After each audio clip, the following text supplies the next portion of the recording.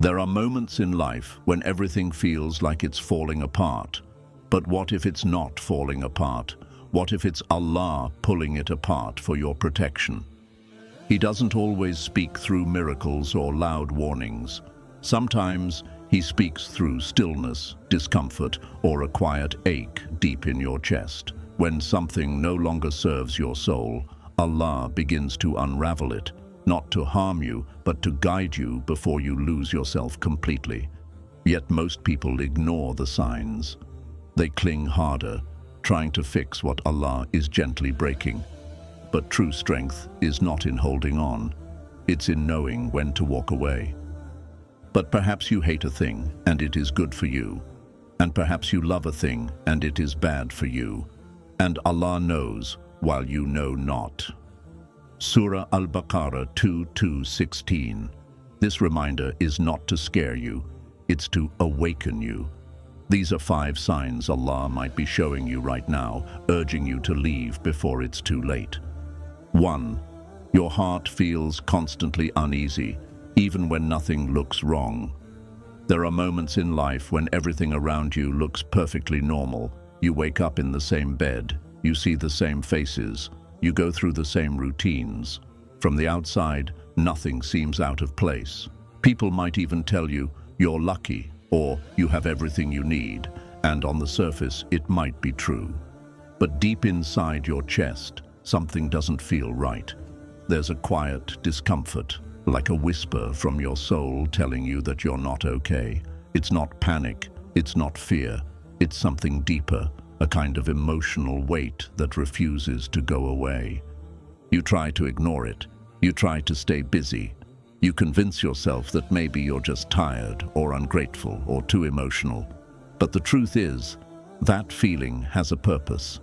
That restlessness you feel, that's your fitrah, your natural, God-given sense of what's right, trying to tell you that something around you is wrong.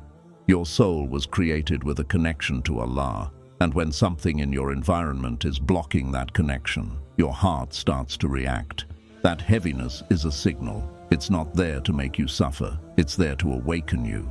Maybe you're in a friendship or a relationship or even a job that once made you feel happy. But now it drains you. You feel like you're constantly pretending, smiling on the outside but empty on the inside. You find yourself saying things like, I should be happy, or I just need to be more patient. And yes, patience is beautiful. But when you've tried being patient, when you've made sincere dua, when you've asked Allah to guide you, and you've done everything in your power to make peace with your situation, and yet the heaviness remains, then that's no longer a test of patience. That's a divine warning. The heart doesn't lie. It holds a quiet wisdom that sees beyond what the eyes can see. If you feel constantly drained, mentally foggy, spiritually distant, or emotionally trapped, it's not a coincidence. Your heart is telling you, this is not your place anymore.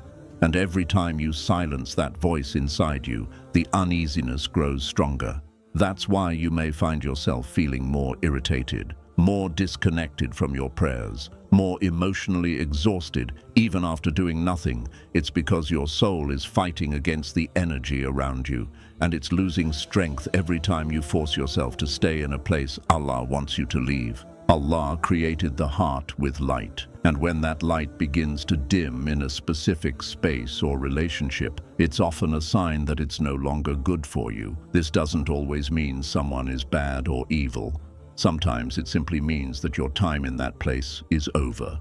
Your season in that environment has passed, and holding on out of guilt, fear, or comfort will only make the pain worse.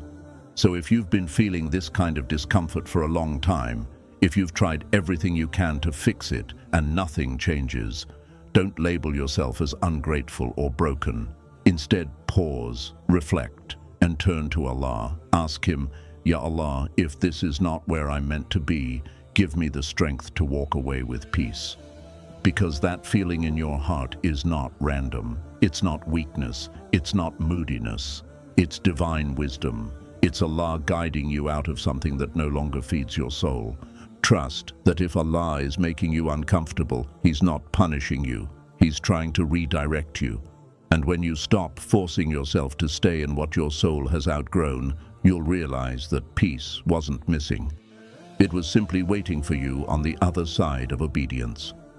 2. You keep falling into sin in that environment. One of the clearest and most dangerous signs that Allah is telling you to leave is when you find yourself repeatedly falling into sin whenever you're in a certain environment, with specific people, or involved in certain situations.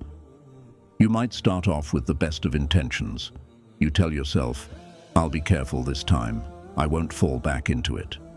You promise yourself you'll be strong, that you'll stay in control, that you can be around them or be in that place without slipping. But every single time you return, you feel your resistance weaken. You do things you said you wouldn't. You break promises you made to yourself and to Allah. You start acting in ways that don't match your values, your faith, or your identity. And deep down, you know you're not okay. At first, it may feel harmless, just one gathering, one visit, one conversation. But slowly, that environment begins to reshape your behavior, your speech, your thoughts, your heart. You start normalizing what you once knew was wrong. You laugh at things that used to make you uncomfortable. You stop lowering your gaze. You stop guarding your tongue. You stop feeling the same guilt because your heart is getting used to it. And that's the scariest part. Not just the sin itself, but how soft your heart becomes toward it. The more you stay, the more it becomes your norm. You might justify it.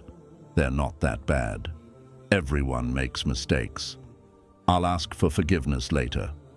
But ask yourself, how many times have you repeated this cycle? How many times have you said sorry to Allah, cried, repented, and then went right back into the same space that pulled you away from Him in the first place? It's not just weakness, it's a warning that this place, this company, this routine is not helping your soul grow. It's silently destroying it. And sometimes it's not even about something major. It might not be zina, theft, or lying. It could be constant backbiting, wasting time in gossip, being around people who mock religion, missing salah because you're too distracted, being in a space where your identity as a Muslim slowly fades into the background. You may not even realize how far you've drifted from Allah until one day you try to pray, and you feel distant.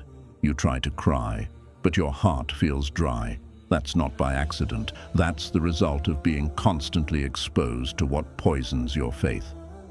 The Prophet Muhammad ﷺ taught us, "A person is upon the religion of their close friend, so let each of you look at whom he befriends." The people and places you surround yourself with either pull you toward Allah or slowly drag you away. And the most dangerous environment is not the one filled with loud sins. It's the one that makes sin feel small, where your conscience stops speaking, where your fitra becomes numb. That's when you know it's time to leave. And let me be clear, leaving doesn't make you arrogant. It doesn't mean you're judging others. It means you're protecting the most precious gift you have, your relationship with Allah. And that relationship is fragile. It must be guarded. When something makes it harder for you to obey your Lord, that thing becomes a test. And if you keep failing the same test, Allah may give you stronger signs. He may make things more difficult, not to punish you, but to finally wake you up. So if you've noticed that every time you're in a certain space, you fall again and again, don't take it lightly. This is a sign that Allah wants better for you. He wants to elevate you. He wants to remove you from what's pulling you down. But He will not force you to walk away. You have to choose it. And the moment you do, you'll feel something powerful, your heart beginning to breathe again, your soul beginning to heal, and your connection with Allah becoming strong, pure, and peaceful once more. Leaving what makes you sin is not weakness, it's strength, it's courage, and most importantly, it's obedience. Because when you choose Allah over everything else, He replaces what you left behind with something far better, far cleaner, far more beautiful than you ever imagined. 3. You've made dua for clarity and everything starts falling apart. Sometimes we fall to our knees and pour our hearts out to Allah. We cry in sujood. We whisper through trembling lips, Ya Allah, guide me, show me the truth, remove what is not good for me, make my path clear. And we mean it. We beg for guidance. We ask for clarity. We plead with him to help us understand what we cannot see. And then something unexpected happens. Not a sudden answer, not a gentle solution, but a quiet storm. One by one, things begin to fall apart. A relationship that once felt warm starts to grow cold. A friend begins to distance themselves. An opportunity that looked promising suddenly slips out of your hands. People reveal sides of themselves you were never ready to see. Conversations feel forced. Plans begin to fail. What once felt certain starts to unravel right in front of your eyes. And in the middle of all this confusion, a small voice inside you starts to panic. You think, why is everything collapsing after I asked Allah for guidance? But what you don't realize is, this is the guidance. You asked Allah to show you what's right. You asked him to remove what is harmful, and he answered, not through silence, but through dismantling. Because sometimes the answer to your dua doesn't come in the form of a peaceful solution. It comes through the exposure of what you were blind to. The pain you feel when things fall apart is not Allah ignoring you. It's Allah realigning you. You see, we often get attached to things Allah never wrote for us. We fall in love with ideas, people, jobs, routines, and dreams that are rooted more in desire than in destiny. And because we're human, we don't always know what's best for us. We become emotionally tied to things that are quietly draining our souls. But Allah knows what we cannot see. And when we ask him sincerely to guide us, he doesn't just give us what's easy, he gives us what's right. That's why, after making sincere dua, you might find things becoming difficult. That friend you thought would always be there suddenly betrays you. That job you worked so hard for slips through your fingers. That relationship you are holding on to begins to feel forced and painful. And in the middle of it all, your heart aches. Not because Allah is being harsh, but because he's removing the wrong pieces so he can replace them with what your soul truly needs. It may hurt, it may confuse you, it may make you question your own prayers, but don't mistake divine disruption for divine rejection. When things begin to fall apart after you make dua, remember, Allah is never careless with your tears. Every broken plan is a broken chain that was tying you to something that was slowing down your growth, your peace, your connection to him. Allah doesn't take away to hurt you, he takes away to protect you. The Prophet Muhammad ﷺ said, "You do not leave anything for the sake of Allah, but that Allah will replace it with something better." So if you made dua and then Allah began to rearrange your life, even if it feels painful, have faith. That storm you're walking through might be the mercy you asked for. That heartbreak might be the answer to your request for strength. That loss might be the beginning of a better life that you cannot yet imagine. And here's something to remember. Allah doesn't always reveal the full wisdom immediately. Sometimes you only realize the truth years later. You'll look back one day and say, Subhanallah, if Allah hadn't removed that person, that plan, that dream, I would have been destroyed. You'll thank him for the no's, for the silence, for the heartbreaks, because you'll finally understand that it was all protection dressed as pain. So the next time everything starts to fall apart after you've begged Allah for direction, don't fall into despair, fall into trust. Trust that the one who hears your whisper knows exactly what he's doing. Trust that he is breaking what needs to be broken to make space for what's better. And remember, sometimes the collapse is not the end, it's the divine beginning you've been praying for. 4. You feel spiritually numb in that space. There is a pain that is deeper than sadness, a silence more frightening than tears. It's not the kind of pain that makes you cry, it's the kind that makes you feel nothing. It's called spiritual numbness. And it often creeps in slowly, without warning, until one day you realize your heart no longer feels what it used to. You try to pray, but your chest feels heavy. You bow your head in sujud, but your soul feels disconnected. You make dua, but the words sound empty, like they're floating in the air with no weight. You used to wake up with purpose, with love for fajr, with energy for dhikr, but now, even lifting your hands to ask from Allah feels distant, unfamiliar, mechanical. It's not that you've turned away from your faith. It's that something around you is suffocating it, slowly, silently. And the most heartbreaking part, you don't even know when it started. At first, everything felt fine. You were just busy, just tired, just distracted.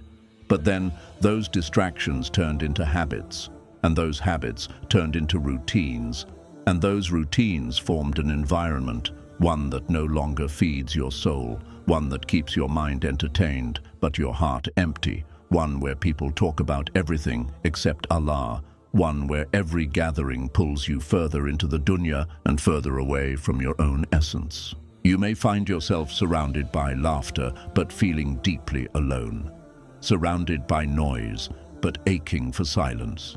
You might be scrolling your phone for hours, switching between apps, absorbing the world, but inside you feel hollow. That's not laziness, that's not weakness, that's your soul crying for oxygen. And when your heart stops reacting to reminders of Allah, when the Qur'an sounds like a voice in the distance instead of food for your heart, when Salah becomes a checklist instead of a conversation, that's not normal. That's a sign. Spiritual numbness is one of the most dangerous conditions a believer can fall into, because it doesn't scream, it doesn't shake you, it just slowly convinces you that this emptiness is normal, that this is what life is now, that you're too far gone, too broken, too stuck. But the truth is, this feeling is a divine alarm. Allah is showing you that something in your environment is poisoning your soul. And the poison isn't always obvious. It might be the constant noise, the endless distractions, the company that never talks about Jannah or reminds you of prayer, the space where every conversation is about people instead of purpose, the routine where there's no room left for Allah, the moments where your faith is mocked gently, your hijab questioned, your beliefs made fun of, and you smile and stay silent to keep the peace. But inside, your soul feels like it's shrinking. You no longer recognize who you're becoming. You feel like a shadow of your former self. Allah did not create you to feel empty. He did not gift you faith so you could carry it like a burden.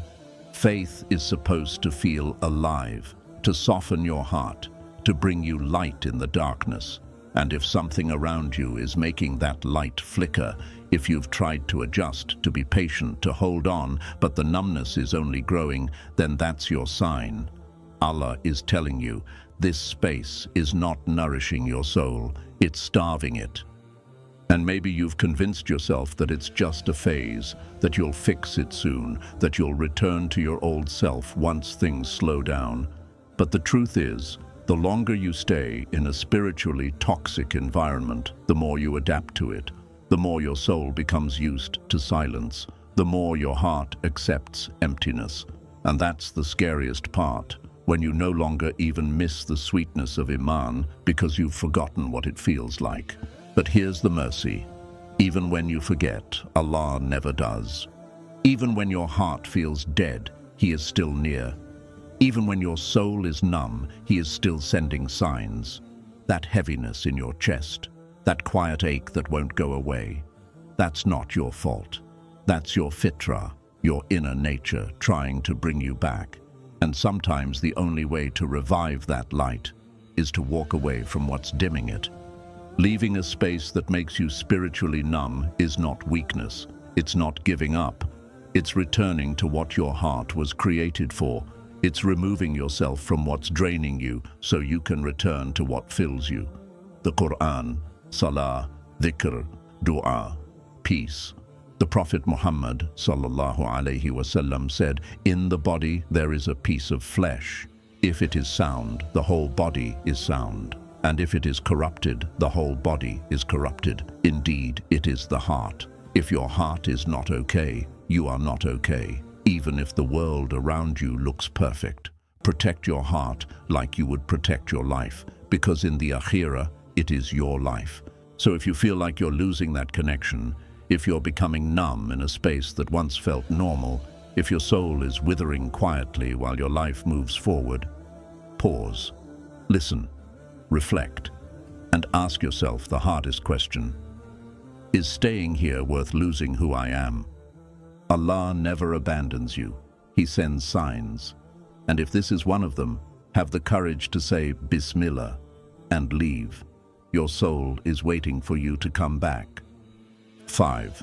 You keep losing yourself the longer you stay. There is a quiet kind of destruction that doesn't come with fire or chaos. It doesn't scream. It doesn't break everything in one loud moment. Instead, it happens slowly, silently, piece by piece. And before you even realize what's happening, you're gone. Not physically, but emotionally, spiritually, mentally. The person you once were, the version of yourself that used to feel alive, that used to smile with sincerity, that used to wake up with hope and purpose, starts fading into a memory. You begin to lose your identity. You forget what it feels like to laugh without heaviness in your chest. You stop talking about the dreams you once loved. You stop reflecting. You stop creating. You stop growing. You start dimming your light because the space you're in no longer celebrates your light. It suffocates it. You walk on eggshells, always trying to be enough for people who never see your worth. You water yourself down just to keep the peace, just to avoid conflict, just to stay in something that feels safe but is slowly killing who you are.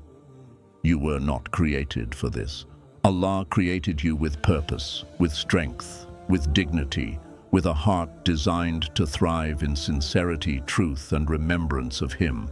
But sometimes we stay in environments, relationships, or lifestyles that slowly strip us of all these things, not all at once, but quietly, over time. You begin to forget who you were before you started adapting to survive, and that's the most dangerous kind of loss, the one that doesn't look like destruction from the outside, but feels like silent death on the inside. You may notice yourself becoming more anxious, more quiet, more reactive. You start saying less, trusting less, feeling less. You find yourself avoiding mirrors because you don't want to see the tiredness in your own eyes. You don't want to face how much you've changed. People ask you, "Are you okay?" And you smile and nod. But deep down, you feel like a ghost. You feel like you're just going through the motions of life. But the life in you is gone. And the hardest part, you blame yourself. You tell yourself you're weak, that maybe you're overthinking, that maybe if you just try harder, be more patient, keep forgiving, keep pretending, it'll get better. But it doesn't, because the truth is, Allah is not asking you to destroy yourself in order to prove your loyalty to people or places that are harming your soul. Islam is not a religion that asks you to stay in silent suffering. It's a religion of mercy, of healing, of boundaries, of self-respect. And when Allah sees that you are losing yourself in a space that no longer brings you closer to Him, He sends you signs, over and over again. He shows you the same cycle happening, the same hurt repeating, the same disrespect, the same disappointment. And every time you choose to stay, hoping it'll change, something inside you grows weaker. That's not a coincidence. That's a test. And the longer you stay, the more damage it causes to your iman, your dignity, and your sense of self. It might be a toxic relationship where you're constantly being gaslighted, made to feel like your emotions are too much, like your needs don't matter, like your presence is a burden.